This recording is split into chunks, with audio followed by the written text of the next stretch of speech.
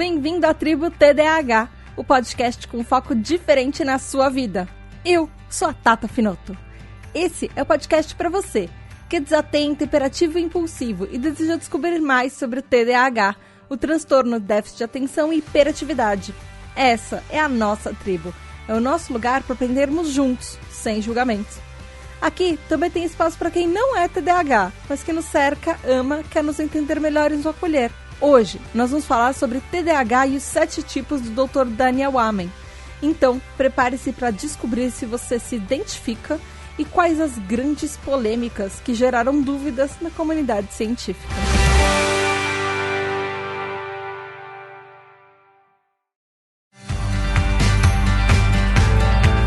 Olá, tribo, tudo bem? Bem-vindo a mais um episódio da Tribo TDAH. Hoje eu vou trazer, acho que talvez o primeiro episódio polêmico da Tribo TDAH, que é sobre os 7 subtipos de TDAH que o Dr. Daniel Amen descobriu nos Estados Unidos. Por que ele é polêmico? Porque nem todo mundo concorda com essa classificação dele. Lembra que no mês passado, nos últimos episódios, a gente falou que oficialmente no TDAH, segundo a Organização Mundial de Saúde, classificada no CID-11, que é a Classificação Internacional de Doenças e Transtornos Mentais, eles falam que o TDAH só tem 3 subtipos, predominantemente hiperativo e impulsivo, predominantemente desatento e o tipo combinado, ou também é chamado tipo misto. Então, o que acontece é que esse Dr. Daniel Amen, ele fala que ele descobriu 7 classificações, 7 tipos diferentes de TDAHs que não são aqueles 3. E isso tem uma certa polêmica. Porque o episódio vai provavelmente ser muito grande, eu já estou dando um aviso aqui, ele vai ser dividido em 2 episódios para variar. Os episódios desse mês vão ser a parte 1 hoje e a parte 2 daqui a 15 dias, na quinta-feira. Vai ser mais um episódio super longo que tem muita pesquisa e muita coisa para falar desses 7 tipos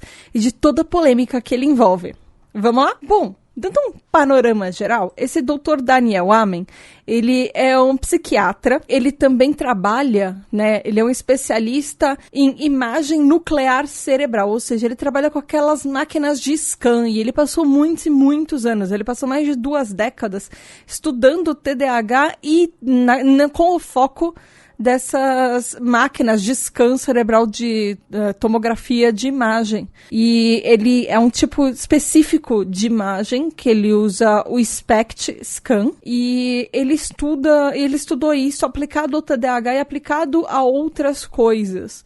E com isso ele desenvolveu uma técnica aplicada a cada um desses 7 tipos de TDAHs que ele descobriu, com um tratamento diferente para cada um, porque segundo ele, cada um desses tipos tem características, tanto de imagem quanto de comportamento diferentes um do outro. Ele lançou um livro, que inclusive foi um best-seller no New York Times, chamado Healing ADHD, The Breakthrough Program that allows you to see and heal the 7 types of ADHD. Que seria alguma coisa, traduzindo aqui livremente agora, seria alguma coisa do tipo, curando o TDAH, a descoberta inovadora, o programa de descoberta inovador que permite que você veja e cure os 7 tipos de TDAH. Na verdade, ele escreveu o livro dele como ADD, que seria o TDA, que era a sigla antiga, sem o H. Esse livro foi publicado, ele não é muito antigo, ele é de 2013, e ele fala como o TDAH afeta diferentes áreas do cérebro, com 3 diferentes neurotransmissores, que seriam a dopamina, que a gente já falou bastante aqui no episódio, no podcast, a serotonina e o GABA. E ele fala que ele afeta algumas áreas diferentes do cérebro, que seria o córtex pré-frontal, que a gente já falou algumas vezes aqui, e também o cerebelo, que eles controlam as funções executivas e a concentração, o nosso SPAN, nosso tempo de atenção, o julgamento, a organização, o planejamento e os controles de impulso, que a gente sabe que são as funções, principalmente do córtex pré-frontal. Ele fala que também afeta a circulação anterior do cérebro, a circulação frontal do cérebro, que ajuda que o cérebro, que a gente mude a direcionamento de tarefas, por exemplo, coisas que a gente está fazendo, a gente para de fazer uma coisa e comece a fazer outra, e detecte erros também. O lobo frontal, que envolve também memória, aprendizado, reações e emoções, reações emocionais, aquela mudança de humor e estabilidade de humor também, e o processo visual. E também tem as glândulas basais, que elas são responsáveis por estruturas em larga escala, na verdade, que elas são profundas no cérebro, que elas produzem neurotransmissores, por exemplo, elas produzem a dopamina. E também o sistema límbico, que é responsável aquela parte de a gente se conectar com outras pessoas, a gente ter uma ligação emocional com outras pessoas. Ele é basicamente responsável pela parte de emoções, de ter a conexão emocional e essa coisa de como fica o seu emocional. Humor nem tanto, mas essa parte mais emotiva que a gente tem. Isso não é uma descoberta dele, isso é o básico, mas ele fala que esses 7 tipos de TDAHs, eles são baseados nessas áreas do cérebro. Então, ele fez todos os achados deles observando essas áreas e vendo como tipos diferentes de TDAH se comportavam nessas partes do nosso cérebro. Mas aí o que acontece? Vamos tentar entender um pouco do que ele faz. O Dr. Daniel Amen, lembra que eu falei que ele era um especialista de scan, de exame de tomografia de imagem? Ele usa um sistema chamado SPECT, que é uma tecnologia que usa isótopos radioativos, que eles têm que ser injetados na corrente sanguínea, para medir a circulação sanguínea, por exemplo, no nosso coração, no nosso cérebro. Ele é um sistema muito comum para detectar e diagnosticar, por exemplo, doenças cardiovasculares e alguns tipos de tumores cancerígenos. Ele também, há mais de 30 anos atrás, quando essa tecnologia foi descoberta, o SPECT, ela foi super revolucionária, ela substituiu outros tipos de tecnologia que existiam de detecção na época. Mas isso foi há mais de 30 anos atrás. Então, mais recentemente, ela foi já substituída por outras tecnologias e técnicas que elas são mais recentes, mais modernas. Por exemplo, a tomografia PET, que é muito mais comum agora. A ressonância magnética também, elas vieram para substituir esse SPECT, que elas são muito mais avançadas, inclusive. E, por exemplo, a ressonância magnética, ela não envolve injetar algum material radioativo na sua corrente sanguínea, que parece aparentemente muito mais seguro, não é mesmo? A maioria dos especialistas falam que essa tecnologia SPECT, que o Dr. Amen usa, ela nem é muito mais usada hoje em dia. Mas sim, ela é capaz de identificar e ajudar a diagnosticar algumas condições. Por exemplo, derrames, que também são conhecidos como acidentes vasculares encefálicos, tumores e até algumas formas bem raras de Alzheimer, que vem do lobo temporal frontal, como demência também. Mas tem muita evidência também que esse SPECT, se ele for feito de uma forma apropriada, com equipamento apropriado e lido por uma pessoa que tem muita experiência, é muito frutífero para o diagnóstico, por exemplo, da demência. Aí começa um pouquinho da polêmica, a gente vai falar isso um pouco mais para frente. Mas aí começa um pouco da polêmica, porque algumas pessoas da comunidade científica, aliás, a comunidade científica em massa, fala que esse SPECT, ele já está datado. E o Dr. Amen fala que não, que ele trabalha com isso há muitos anos e que é uma tecnologia que tem um potencial muito grande que não foi explorado. Bom, enfim. O que acontece? Retomando um pouquinho. O Dr. Amen fala que ele injetando um isótopo radioativo na sua corrente sanguínea, ele consegue detectar a circulação sanguínea no seu cérebro e ele pode detectar diferentes tipos, 7 diferentes tipos de como essa circulação, como o seu cérebro se comporta, e que seriam, cada um desses tipos, daria origem a um tipo diferente de TDAH. E ele fala que, segundo exames de imagem que ele faz de antes e depois do tratamento que ele faz, porque é cada tipo diferente de cérebro que ele identifica, é um tipo único de tratamento, um tipo diferente de tratamento, ele fala que as imagens de antes e depois podem sim mostrar uma diferença drástica na função cerebral e no comportamento da função cerebral durante o tratamento e como que ela se comporta. E ele acredita que, sim, você pode mudar o curso, mudar a trajetória desse TDAH, dependendo do tratamento. E aí, a gente começa a primeira parte desta polêmica. Tudo começa porque o Dr. Daniel Amen é talvez um dos mais conhecidos psiquiatras nos Estados Unidos. E ele também, por causa disso, ele é um dos mais controversos. Ele tem apoio, ele tem uma parceria com uma rede de TV muito grande, que é a PBS. E ele faz programas que são praticamente infomerciais, vendendo esse tipo de tratamento. Isso cria meio que uma hype de todo mundo querer tratar um TDAH que talvez não exista. Isso já começa um problema. Segundo, que ele não tem muita comprovação desse método científico. A gente vai falar disso um pouquinho mais tarde. Mas a maior parte da comunidade, tanto de psiquiatras ou de outros tipos de cientista, mesmo pessoas que mexem com tecnologias de imagem, duvidam um pouco das falsas esperanças que ele dá com esse tratamento dele. Vamos lembrar alguma coisa que a gente já falou em outros episódios? Que, primeiro, uma das primeiras premissas do Dr. Amen, ele promete uma cura para o TDAH. E é sempre muito complicado quando você promete curar uma condição que é um transtorno mental. É tão absurdo falar que uma pessoa vai se curar de um TDAH, quanto é absurdo você falar que uma pessoa com TEA, com transtorno do espectro autista, curar e vai sumir esse autismo da vida dela.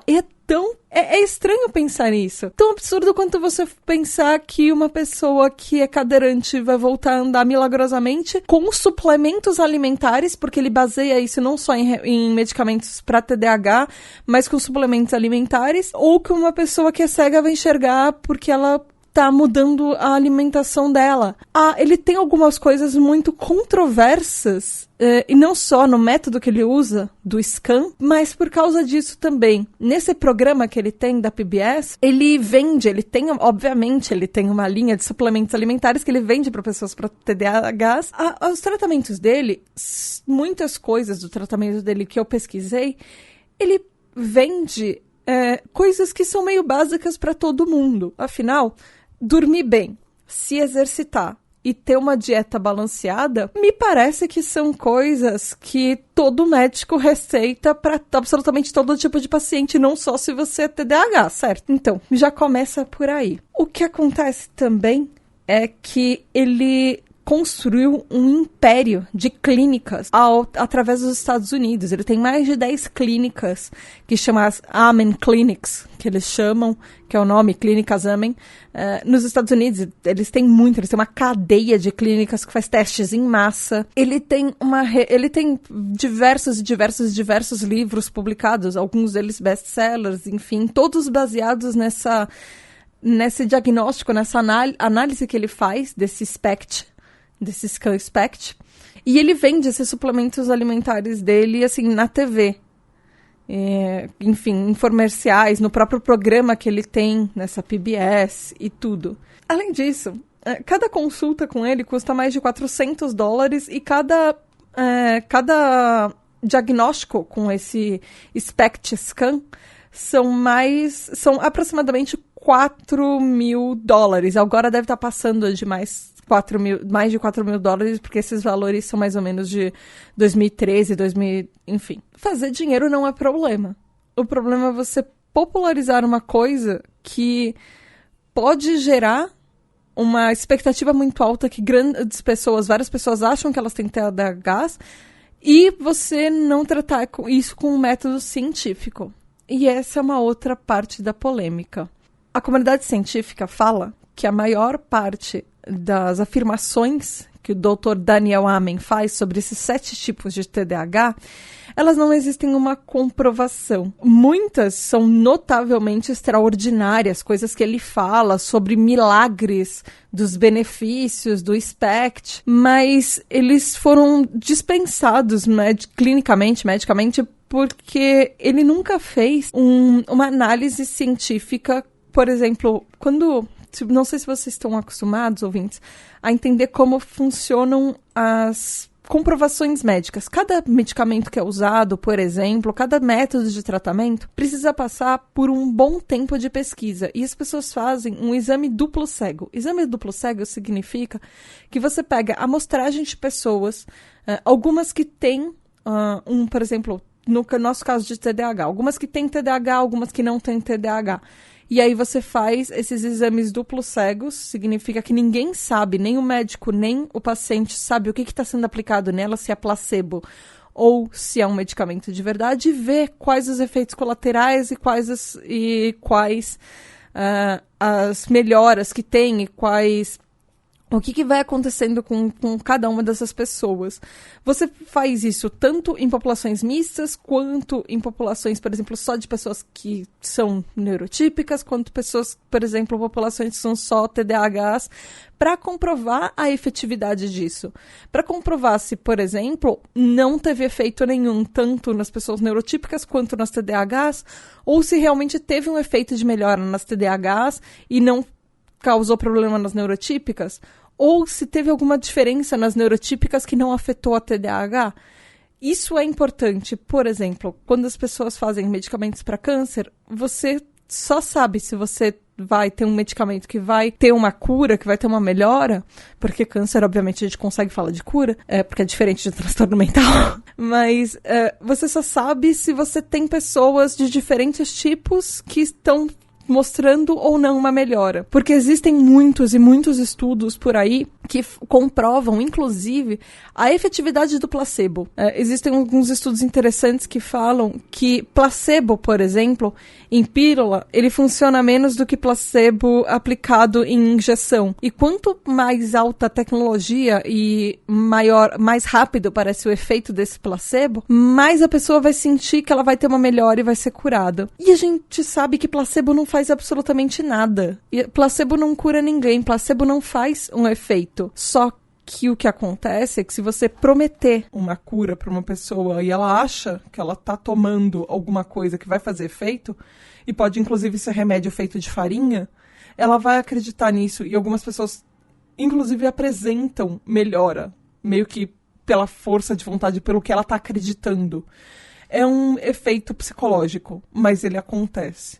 Então, esse é um dos motivos pela qual a comunidade médica não acredita muito no Dr. Amen, porque ele nunca testou as teorias dele. Inclusive, os especialistas do Conselho de Imagem Cerebral, da Sociedade de Medicina Nuclear, eles convidaram algumas vezes o Dr. Amen para fazer uma pesquisa que eles apoiariam e publicariam independente do resultado que tivesse, porque isso é interessante para a comunidade médica. Você ter um tratamento que é mais efetivo é interessante para absolutamente todo mundo. E eles também queriam saber se isso era verdade. Mas o Dr. Amen negou. Ou, inclusive, existe uma outra polêmica dentro dessa polêmica que é briga de criança. O Dr. Amen fala que ele nunca foi convidado. Os caras do conselho falam que eles cansaram de convidar, que o Dr. Amen não insiste. Ele insiste que ele não quer e ele finge que... Ele faz a egípcia e finge que nada aconteceu. Então existe, inclusive, isso. Nunca houve um teste para saber se os tratamentos deles são efetivos, se os tratamentos deles são placebo, se os suplementos alimentares que ele vende fazem algum efeito de verdade nas pessoas, se essas imagens ele tira do cérebro das pessoas, essas fotos praticamente, se elas servem para alguma coisa ou não, ou são desenhos bonitinhos que poderiam ser de qualquer jeito para qualquer pessoa, que você faz qualquer coisa com ela, você pode pendurar num quadro na parede que teria o mesmo efeito, ou se não, se elas são realmente efetivas. E esse é um dos grandes problemas, não existe evidência. E quando uma coisa não tem uma evidência, ela é você pode usá-la mais ou menos na mesma, no mesmo nível, por exemplo, do horóscopo. Tem muita gente que acredita no horóscopo e acha que o horóscopo é efetivo e o horóscopo não existe uma comprovação científica que ele funciona. E você, ouvinte, consegue perceber como isso é complicado e delicado? Porque nós, TDAHs, nós somos já uma comunidade que é muito carente. A gente não tem grandes pesquisas e grandes divulgações para nós, para quem tem TDAH se sentir acolhido. Então, chegar em uma pessoa TDAH que já está num momento muito frágil, do momento do diagnóstico, do momento que talvez ela esteja num momento difícil do TDAH, porque a gente sabe que nós temos passos muito difíceis na nossa trajetória. E quando você está fragilizado, alguém que te promete uma cura milagrosa, isso vai encantar qualquer pessoa. É aquele mesmo negócio de milagrosamente você melhorar da sua maior dificuldade. E isso é se aproveitar da boa vontade de outra pessoa. Isso pode ser muito perigoso. Existe também uma outra afirmação da comunidade médica falando que o Dr. Amen, ele cobra milhares de dólares dos pacientes para injetar um composto radioativo, independente da idade do paciente. Ela pode ser uma criança, ela pode ser um bebê, ela pode ser um adulto, sem testes e evidências para saber se esse composto radioativo vai ter algum malefício no organismo dessa pessoa. Isso é um pouco complicado, porque você não tem nem testes disso. Imagina aplicar compostos radioativos em crianças. Não parece ser uma coisa tão segura, apesar de já ter sido muito feita no passado. Mas também coisas que já foram feitas no passado, a gente já parou de fazer há muito tempo. Por exemplo, lobotomia é uma coisa que, graças a qualquer coisa, não se usa mais. E o Dr. Amen em si, ele é uma pessoa muito controversa, porque ele fala, por exemplo, que ele consegue curar Alzheimer, ele prevê Alzheimer 30 anos antes do Alzheimer aparecer, às vezes mais até. E ele fala que ele consegue curar, e não existe até hoje uma cura comprovada com Alzheimer. Ele fala que ele usa aquele exame SPECT para detectar, e o SPECT a gente já viu, que existem uns tipos de SPECT. Na verdade, os SPECTs conseguem prever tipos muito raros de Alzheimer, mas não com tantos anos, tantas décadas de antecedência quanto o Dr. Amen fala. Mas ele é aquele tipo de pessoa que, segundo todas as reportagens que eu li, ele é extremamente carismático. Afinal, ele tem um programa de TV também. E ele vende muito bem os argumentos dele. Então é muito difícil saber também o que você vai acreditar. Você vai acreditar em alguém que milhares de pessoas estão falando que tem um efeito, e inclusive eu fui fazer uma pesquisa na internet conversando com pessoas em redes sociais de TDAH, e eu encontrei algumas pessoas que sim, falaram que o tratamento dele mudou a vida da pessoa. Mas eu vou deixar essa polêmica aqui para vocês até o próximo episódio para pensar. Você acreditaria numa pessoa que vende um tratamento que nunca foi comprovado cientificamente? O que você acharia se alguém chegasse pra você e falasse: olha, eu vou mudar a sua dieta, você vai tomar óleo de peixe todo dia, porque inclusive é um dos ingredientes dele, e você vai dormir direitinho, você vai se exercitar, você vai mudar a sua dieta e comer direitinho, porque isso qualquer pessoa deveria estar falando por aí, e eu vou curar o seu TDAH. Mas essa pessoa esquece de te falar que ela não teve uma comprovação. Mas todos os outros pacientes dela acreditam tanto que eles vão te jurar que o tratamento dessa pessoa vale a pena e vale todo o dinheiro e investimento que você vai gastar. Você faria isso? Eu vou deixar essa dúvida no fim desse episódio, só pra gente retomar no próximo. Eu sei que eu não falei dos 7 tipos, eu vou deixar esses 7 tipos pro próximo episódio. Eu falei, tem muita coisa pra falar. E eu ainda nem terminei toda a polêmica. Tem ainda a parte da polêmica dos suplementos.